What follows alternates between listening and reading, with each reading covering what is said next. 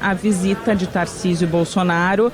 A gente tem falado bastante sobre política, sobre como a direita tem se alinhado, se ajeitado para as eleições desse ano. E aí a gente tem mais uma conversa importante com o nome do Flávio em meio aos dois.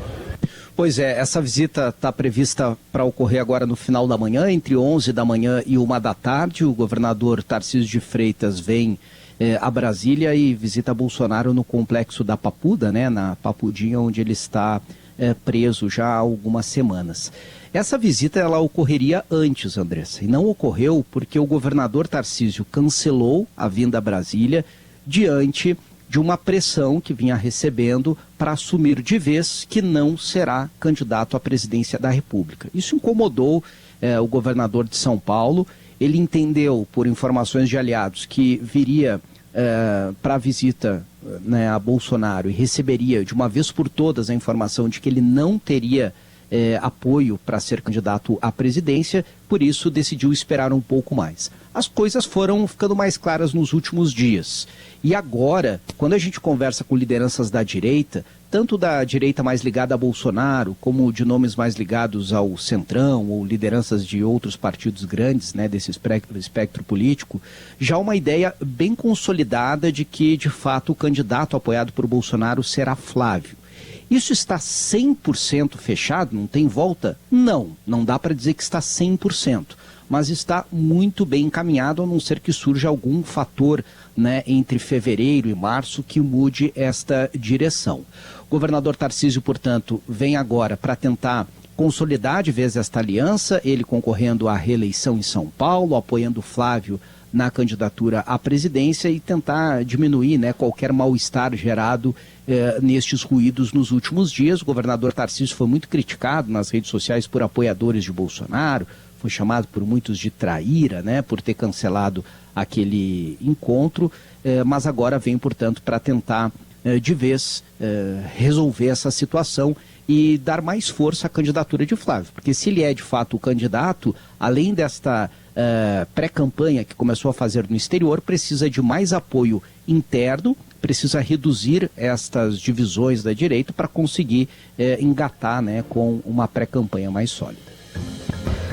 Algo sobre isso, Rosane? Sim, só queria complementar o Chu, que nós tivemos esse fato novo da entrada do Ronaldo Caiado, governador de Goiás, no PSD, e que já, como digo na coluna de hoje, né, entrou no partido ônibus que o PSD hoje é como foi o MDB no passado, né? Cabe todo mundo, vai entrando. E já sentou na janelinha, né? Na janelinha de candidato ou pré-candidato a governador. E ontem os três, ele, Eduardo Leite e Ratinho Júnior, deram entrevistas à Globo News e ali ficou muito claro que o discurso do Leite está diferente do deles, está meio na contramão, falando em pacificação, falando em fim da polarização. E o Caiado já vem direto dizendo, não, o que nós temos que fazer é uma aliança pela direita para derrubar o Lula, para vencer o Lula. O Ratinho dizendo que também não descarta que se ele não ficar fora vai apoiar Flávio Bolsonaro. Então o que nós temos é a direita se organizando, aí já pensando num segundo turno, né, Chu?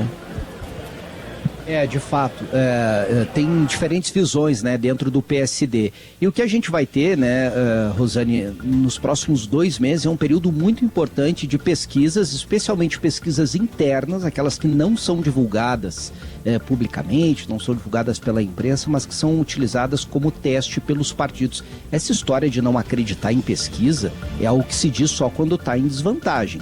Todo político acredita em pesquisa e baseia suas decisões nisso. E essas pesquisas é que vão determinar quem será o candidato do PSD. Eu hoje vejo o governador Eduardo Leite como a terceira opção, em razão da força de Caiado e Tarcísio. Mas se ele for bem nas pesquisas, pode reverter essa desvantagem. Eu vejo como segunda, mas a gente vai para o intervalo para depois discutir um pouquinho mais sobre isso.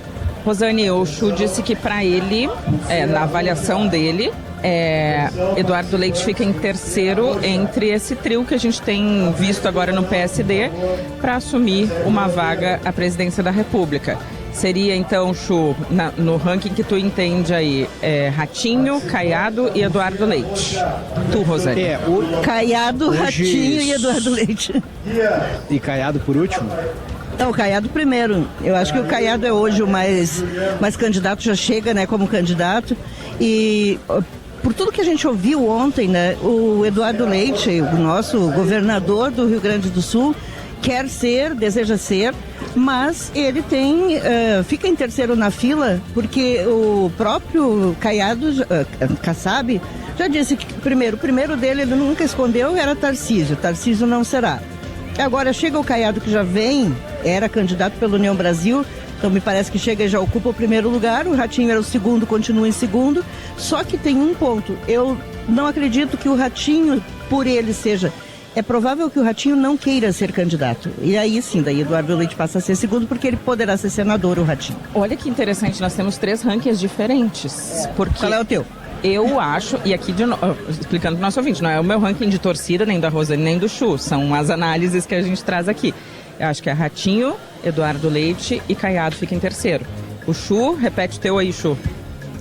Eu entendo que Caiado está em primeiro pelo mesmo motivo que traz a Rosane. Primeiro, ele já sai de um grande partido, do qual ficou muitos anos, né, União Brasil, para o PSD, por ter um compromisso de que deve assumir esse projeto. Embora, é claro, tudo vai depender das pesquisas. Mas, principalmente, Andressa, vejo ele como favorito pela articulação que fez com outros partidos. É um projeto nacional que me parece mais consolidado. Ele me parece, digamos, mais nacionalmente articulado. E depois viria Ratinho e o governador Eduardo Leite. Então vocês estão juntos, vocês estão com a mesma visão, eu estou do contra aqui do nosso trio de hoje aqui. Também deixando claro que não é torcida, evidente, é o que a gente vê como chance de se consolidar a partir das conversas que a gente tem com quem está envolvido nesse processo. Para não ter dúvida aí dos nossos ouvintes, é o que a gente entende hoje que seria um cenário possível dentro do PSD que quer ter o seu candidato à presidência da República. O Caiado tem um outro ativo interessante que é o apoio do agro. Ele é muito ligado ao agro. Então esse é um setor que favorece, no caso, o Caiado. E contra ele pesa uma coisa, a idade. Embora o Lula também seja mais velho, mas o Caiado tem alguns problemas de coração, por exemplo. Isso pode atrapalhar. Há pouco ele teve um problema, então isso pode ser um empecilho no projeto dele. 9h10, lembrando que o presidente Lula, que vai concorrer à reeleição de novo, tem quantos anos, Rosane, hoje? 80, né? 80, eu acho. Lula, idade, vamos ver aqui, Lula, idade. 80 anos, faz 81, bem na época da eleição, 27 de outubro. Esse é o cenário eleitoral que vai se desenhando. Idade é uma coisa e condição de saúde é outra, né, Chu? Tem isso, e a idade ajuda a explicar também, né, Rosane, por que Caiado faz tanta questão de ser candidato agora. A idade somada também ao momento político que ele vive. Caiado é governador reeleito, tem nas pesquisas de opinião mais de 80% de aprovação no estado dele, tá certo que é um estado pequeno, com uma condição muito diferente de outras grandes, né, capitais, como São Paulo, Rio de Janeiro. Mas ele tem uma aprovação muito grande lá e vê como a última chance concreta de concorrer à presidência, porque depois, se deixar o governo, perde força política, em 2030 estará com mais de 80 anos, então isso tudo vai dificultando o cenário para ele. É diferente da situação de Eduardo Leite e de Ratinho Júnior, que tem pouco mais de 40 anos e toda uma vida política ainda pela frente. E algo que o Chu pincelou antes do Notícia na Hora Certa: pesquisa. Publicamente, ninguém gosta de pesquisa não presta, pesquisa mente, especialmente se estiver atrás, se não aparecer tão bem na pesquisa. Mas todos os partidos, todos os políticos, inclusive investem em pesquisa, que não é barata, para ter as suas próprias bases, seus próprios dados para agir de uma maneira ou de outra. E levam mais em conta a pesquisa qualitativa, a que só eles têm acesso, do que essas quantitativas, que aliás são um perigo, porque tem gente fazendo pesquisa a varrer, a rodo, e pesquisas sem nenhuma credibilidade, sem método, mas que são utilizadas para alavancar algumas candidaturas, e as pessoas acreditam no que elas querem acreditar. Então, por isso a gente aqui tem muito cuidado com pesquisa, não divulgamos qualquer uma que a gente não saiba como são feitas, não conheça, não tenham credibilidade, e somos muito cuidadosos nesse ponto em relação às pesquisas.